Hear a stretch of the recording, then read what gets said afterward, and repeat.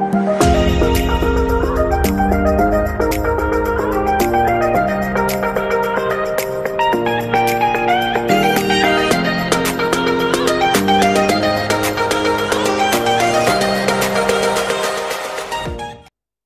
masih punya Tuhan.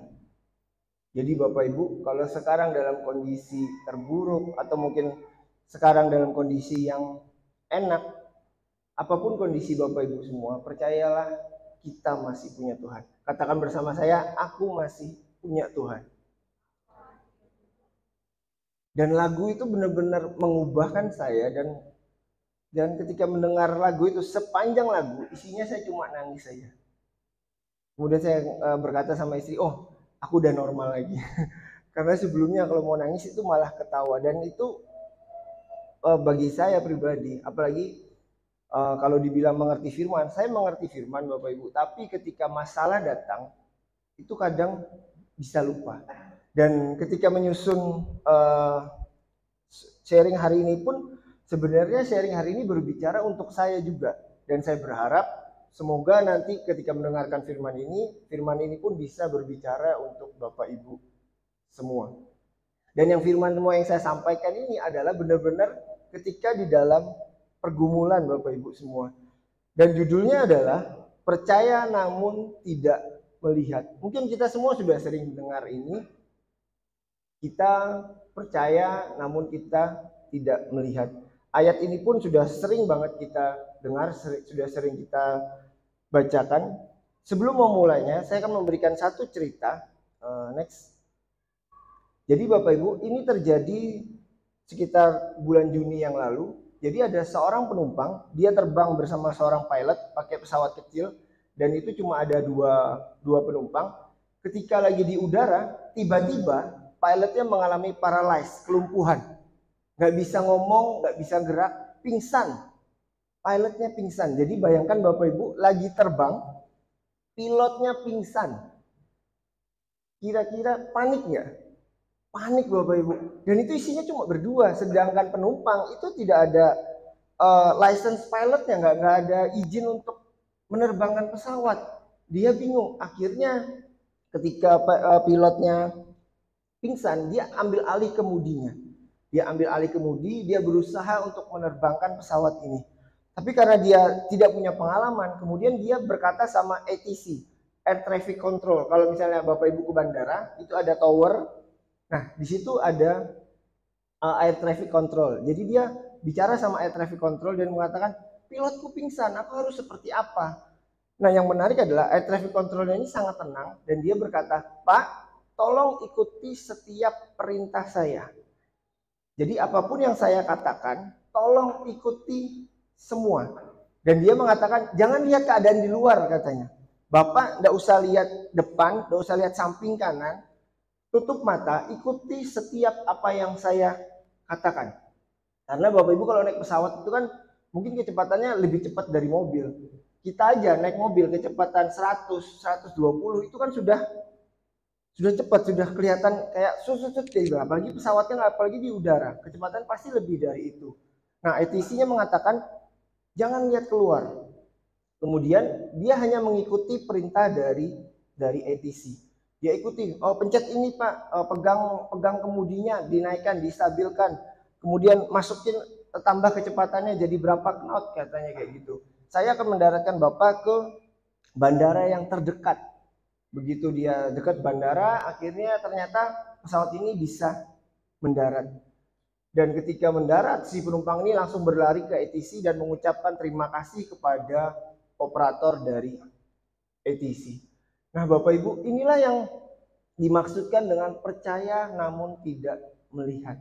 Si penumpang ini, dia nggak pernah ketemu sama ATC-nya, dia nggak tahu license ATC-nya, dia nggak tahu ATC-nya ini lulusan mana, dia nggak tahu ATC-nya ini baik atau enggak, dia nggak tahu ATC-nya ini beneran bisa menjalankan pesawat atau enggak. Tetapi dia percaya sama ATC-nya dan melakukan semua yang ATC-nya katakan sehingga dia bisa mendarat.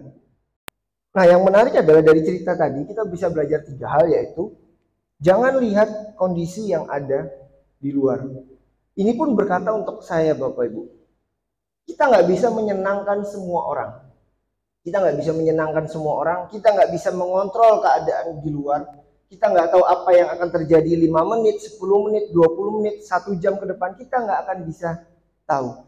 Kita nggak bisa mengontrol keadaan kantor kita gimana, keadaan perekonomian kita gimana. Kita nggak akan bisa tahu. Sama seperti penumpang tadi, dia nggak bisa ngontrol di luar. Dia nggak usah lihat keadaan di luar. Kenapa? Karena keadaan di luar begitu menakutkan. Kemudian yang kedua adalah kita fokus sama perkataan Tuhan. Banyak yang bertanya sama saya, gimana sih caranya mendengar perkataan Tuhan? Gampang Bapak Ibu. Seperti yang saya selalu ulang setiap saya berkhotbah adalah miliki saat teduh bersama Tuhan. Entah itu membaca firman, entah itu berdiam diri, entah itu memuji Tuhan, menyembah Tuhan, mendengar YouTube atau apapun. Tuhan bisa berbicara pada kita itu melalui banyak cara. Bisa melalui firman seperti ini, bisa melalui lagu seperti yang saya ceritakan di awal. Kemudian ketika Bapak Ibu membaca firman, melakukan apapun, Tuhan bisa berbicara kepada kita. Kemudian yang ketiga, setelah kita mendengar Tuhan, lakukan Bapak Ibu. Sama seperti penumpang itu, ketika penumpang itu dengar dari ATC, tapi dia tidak melakukan, apakah pesawat itu akan mendarat? Enggak. Sama seperti kita, ketika kita sudah tahu keadaan di luar tidak bisa kita kontrol, kemudian kita sudah mendengar perfirman Tuhan, tetapi kita tidak melakukannya, apakah mujizat terjadi? Enggak. Oh, ini balik lagi dong ke hukum Taurat. Enggak, Bapak Ibu, enggak.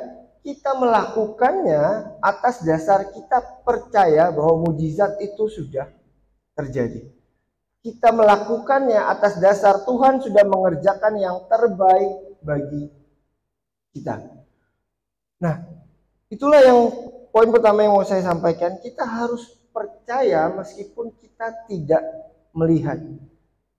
Meskipun keadaan di depan kita tampak buruk, meskipun keadaan di depan kita semuanya berantakan, kita harus percaya bahwa di dalam kita itu masih ada Tuhan. Nah, Bapak Ibu, dari cerita Alkitab di dalam Yohanes 21, saya akan berusaha untuk mengeksposisikannya ke dalam kehidupan kita. Saya akan berusaha untuk memberikan cerita ini menjadi gambaran dalam kehidupan kita.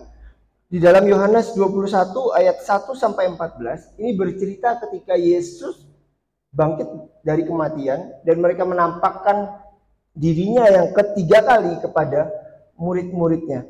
Tetapi yang menarik adalah ini Bapak Ibu, sebelum kita masuk cerita ini, bisa tolong tampilkan Yohanes 21 ayat 2. Yohanes 21 ayat 2.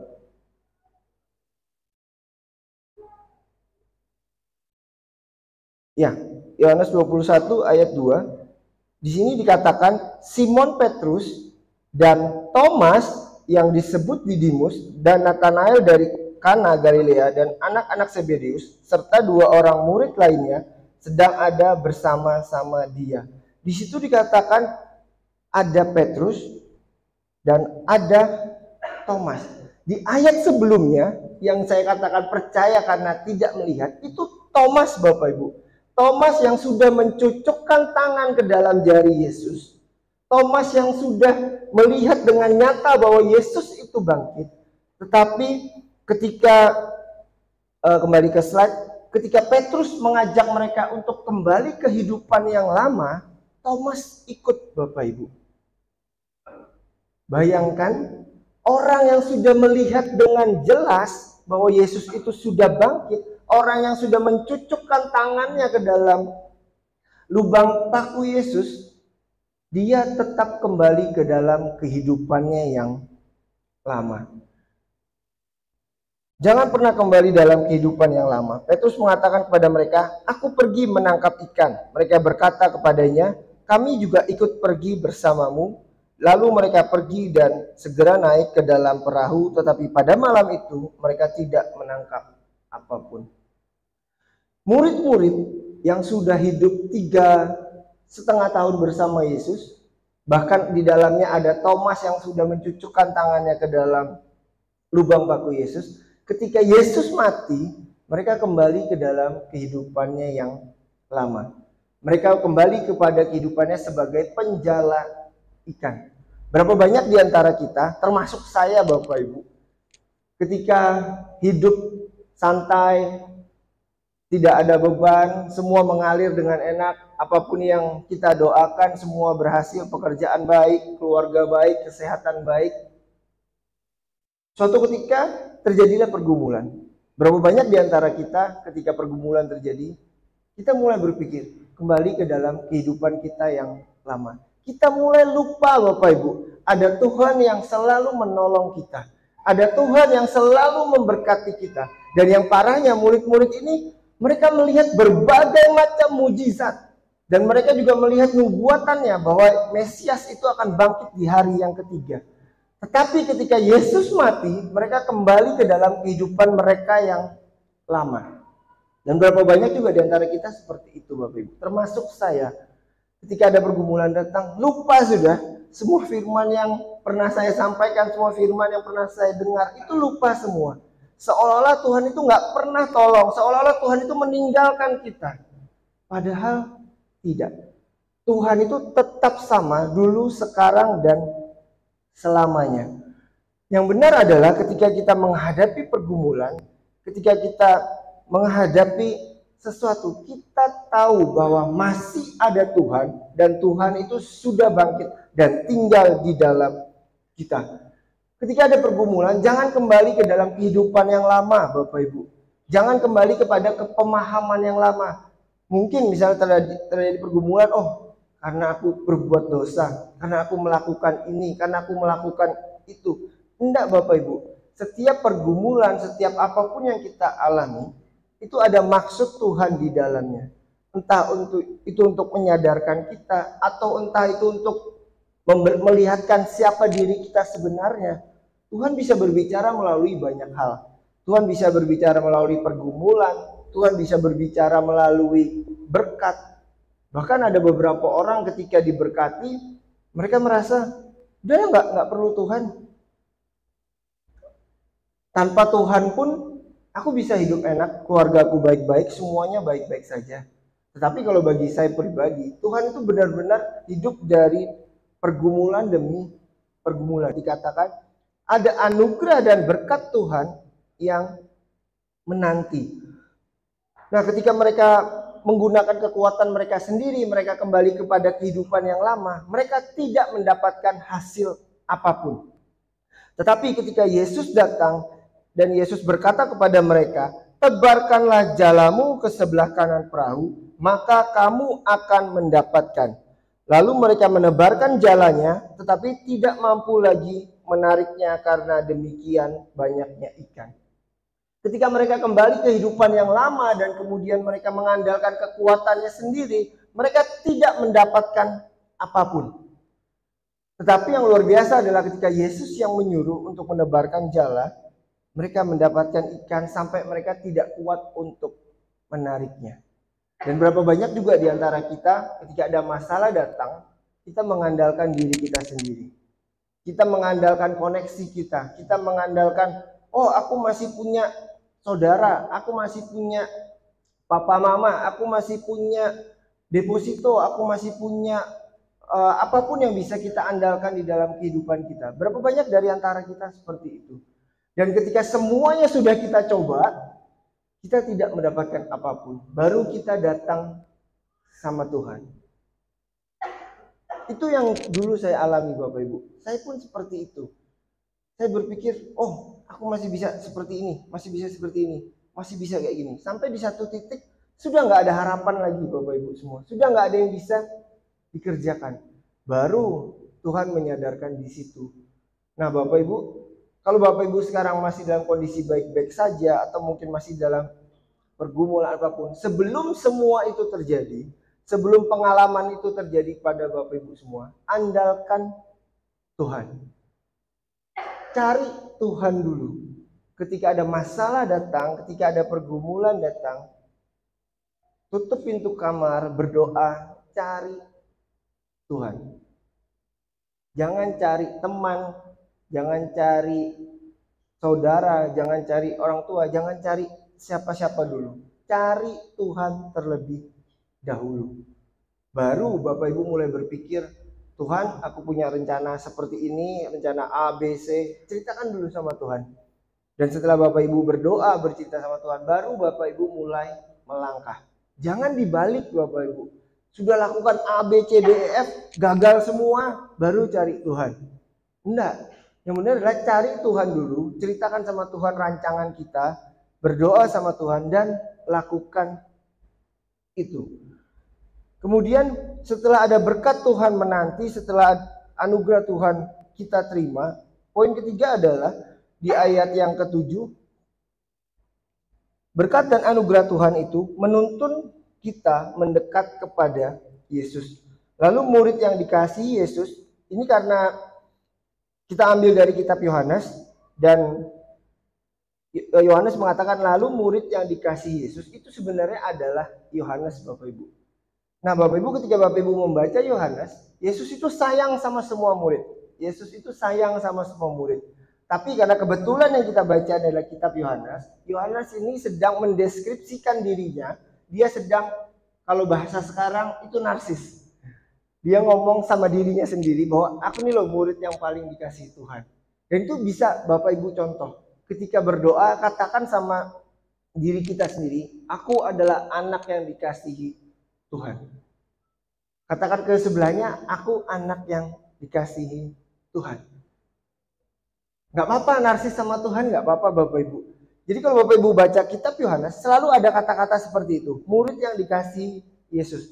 Padahal dia sedang narsis kepada dirinya sendiri. Kemudian dia berkata kepada Petrus, itu Tuhan. Maka ketika mendengar bahwa itu adalah Tuhan, Simon Petrus mengenakan pakaiannya sebab ia tidak berpakaian, lalu menceburkan dirinya ke danau. Ketika mereka melihat bahwa itu Yesus, Petrus langsung berlari untuk mendapatkan Yesus. Bapak Ibu semua, ketika kita menerima berkat dan anugerah Tuhan, itu justru bukan membawa kita jauh dari Tuhan. Justru ketika kita menyadari ada berkat, ada anugerah Tuhan tersedia dalam kehidupan kita, itu membuat kita semakin kita ingin mencari Tuhan. Ini juga mungkin mengkalibrasi hati kita, mengingatkan kita kembali kalau Tuhan memberikan kita berkat, Tuhan memberikan anugerah bagi kita, anugerah keselamatan bagi hidup kita. Pertanyaannya satu, apakah berkat itu membawa kita semakin dekat dengan Tuhan atau malah membuat kita menjauh dari Tuhan? Maksudnya seperti ini, apakah berkat yang kita terima itu membuat hati kita menjadi lebih damai, atau fokus kita malah semakin mengejar lebih dan lebih lagi? Mungkin orang berkata punya penghasilan 1 juta nggak cukup, penghasilan 10 juta nggak cukup, penghasilan 100 juta nggak cukup, penghasilan 1 miliar nggak cukup. Kenapa? Karena mereka terus mengejar itu. Apakah bukan berarti kita menjadi kaya? Nggak boleh. Boleh Bapak Ibu, kita boleh menjadi kaya. Tetapi yang nggak boleh, yang salah adalah ketika kita berfokus untuk menjadi kaya dan kita melupakan Tuhan. Kita tetap, selama kita hidup di dunia, kita memang masih tetap perlu uang. Tetapi jangan jadikan uang itu sebagai tujuan utama di dalam kehidupan kita. Kenapa? Karena nggak akan ada habisnya. Seperti yang murid-murid itu alami ketika mereka terima ikan yang banyak dan mereka tidak kuat menariknya. Si Petrus nggak fokus sama ikannya. Dia tinggalkan ikannya dan dia berlari kepada Yesus. Berapa banyak di antara kita, mungkin kalau saya jadi Petrus, mungkin saya akan bereskan dulu ikannya Bapak Ibu. Saya bereskan ikannya, bawa dulu ke danau. Kalau mungkin kalau sempat bawa langsung ke pelelangan ikan, dapat uang baru cari Yesus. Tapi enggak. Petrus meninggalkan ikannya dan dia pergi kepada Yesus. Dan seperti itulah seharusnya kita Bapak Ibu. Ketika kita sudah terima berkat anugerah Tuhan, itu kita tinggalkan dan kita pergi mencari kepada sumber berkatnya dan kita mencari Yesusnya. Kenapa? Karena semua berkat, semua anugerah itu ada, itu bukan karena kita, tetapi karena ada Yesus. Di cerita sebelumnya sudah sangat jelas dikatakan mereka tidak mendapatkan apapun. Begitu Yesus datang, mereka baru dapat ikan. Nah sama ketika kita mengandalkan kekuatan diri kita sendiri, kita tidak mendapatkan apapun, mungkin kita akan mengalami kelelahan, tetapi ketika Yesus datang, disitulah ada berkat dan anugerah Tuhan tersedia bagi kita. Kemudian poin yang terakhir, ini yang luar biasa Bapak Ibu. Tuhan menyiapkan kekuatan bagi kita. Di Yohanes 21 ayat 9 dikatakan, ketika mereka kembali ke darat, mereka melihat bara dari arang dengan seekor ikan terletak di atasnya serta roti. Cerita ini sebelum Yesus mati ada cerita yang mirip Bapak Ibu. Dan ada beberapa perbedaan. Salah satu perbedaannya ini. Ketika mereka selesai menjala ikan, mereka selesai bekerja, Yesus menyediakan makanan bagi mereka. Yang aneh adalah di awal cerita ini, Yesus bertanya, apakah ada makanan pada kalian? Aneh loh Bapak Ibu. Yesus nanya apakah ada makanan, berarti kan logikanya saat itu ikannya belum ada. Kemudian ketika ikannya baru ditangkap, ketika mereka sampai ke daratan, ikan itu sudah tersedia dan sudah ada arangnya, sudah dibarbeque sama Yesus. Mungkin Yesus saat itu sempat pergi ke frozen food, kemudian dia memanggangkan ikannya serta roti. Ini aneh loh Bapak Ibu.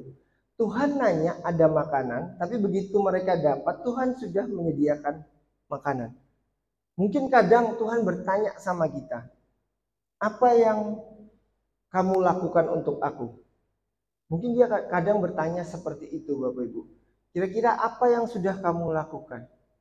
Padahal Tuhan itu tidak bertanya seperti itu. Tuhan fokusnya adalah apa yang sudah Yesus lakukan bagi kita.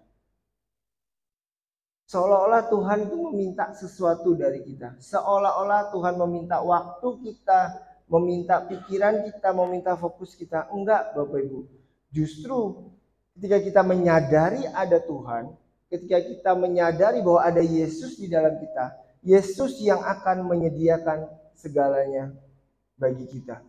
Itulah juga yang dimaksudkan Paulus di dalam Roma 12, kita mempersembahkan tubuh kita itu sebagai korban persembahan yang benar bagi Tuhan. Di dalam 24 jam keseharian kita mungkin tadi bangun jam 6, kemudian kita mungkin tidur jam 10. Di dalam 24 jam sehari, pertanyaan saya satu Bapak Ibu. Berapa jam yang kita kasih untuk Tuhan? Entah itu kita berdoa, entah itu kita membaca firman, entah itu kita saat teduh, atau kita lupa bahwa 24 jam yang kita dapat itu Tuhan yang menyediakan. Berapa banyak mungkin di antara kita dalam 24 jam kita ingat Tuhan itu cuma 5 kali. Bangun pagi, makan 3 kali sehari, kemudian saat sebelum tidur. Oh iya, bangun tidur aku lupa doa. Kemudian mau makan, oh iya berdoa lagi. Kemudian saat tidur berdoa lagi. Apakah kita punya waktu sama Tuhan? Dan ketika kita menyadari bahwa kita belum punya waktu sama Tuhan, kita datang sama Yesus. Dan Yesus yang akan menyediakan waktu itu bagi kita. Kita yang bisa mengaturnya Bapak Ibu. Dan ketika Yesus datang, kita menyediakan waktu bagi Tuhan. Percayalah Bapak Ibu semua, Tuhan yang akan mengerjakan bagi kita. Tuhan yang akan menyediakan segala sesuatunya.